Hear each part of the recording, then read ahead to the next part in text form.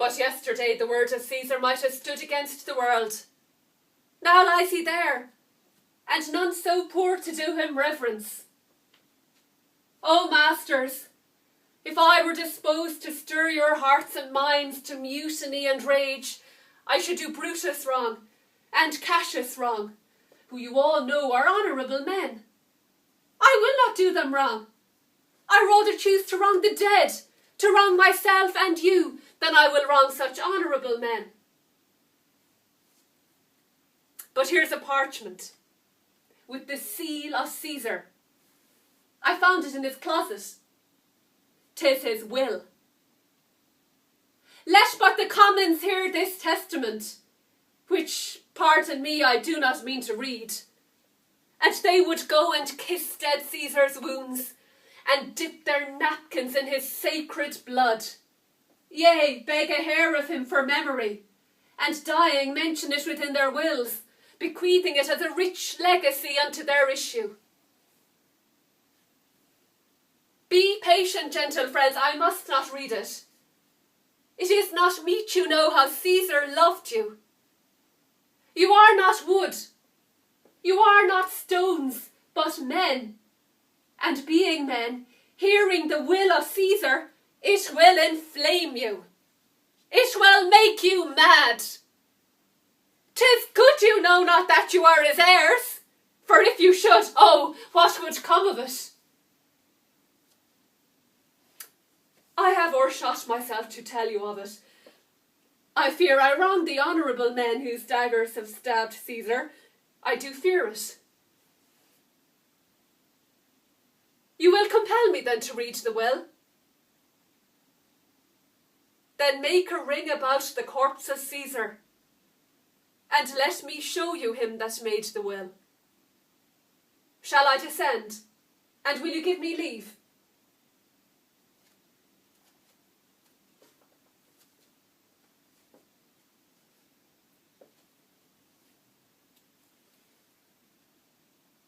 If you have tears, prepare to shed them now.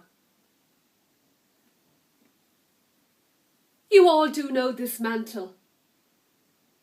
I remember the first time ever Caesar put it on.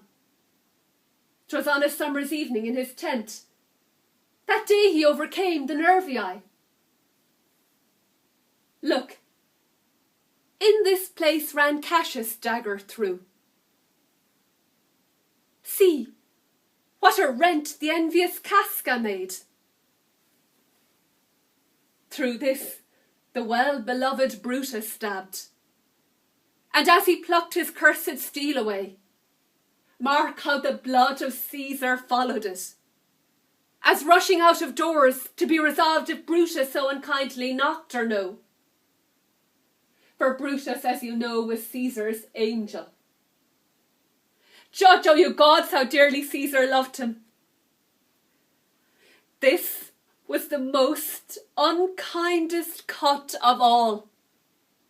For when the noble Caesar saw him stab, ingratitude, more strong than traitor's arms, quite vanquished him.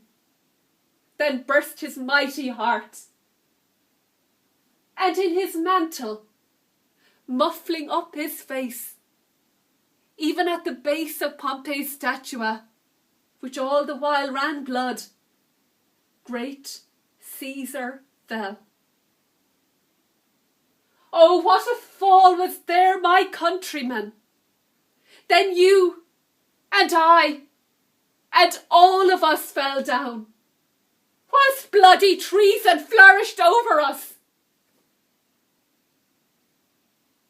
Oh, now you weep, and I perceive you feel the dint of pity. These are gracious drops. Kind souls, what weep you when you but behold our Caesar's vesture wounded? Look you here. Here is himself, marred as you see, with traitors.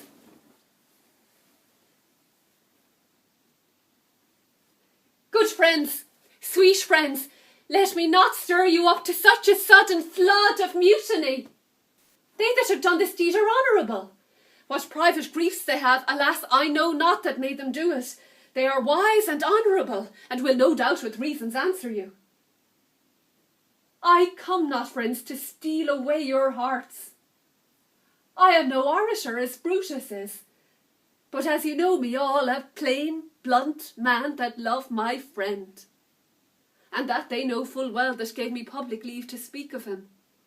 For I have neither wit, nor words, nor worth, action, nor utterance, nor the power of speech to stir men's blood. I only speak right on. I tell you that which you yourselves do know. Show you sweet Caesar's wounds. Poor dumb mouths, and bid them speak for me.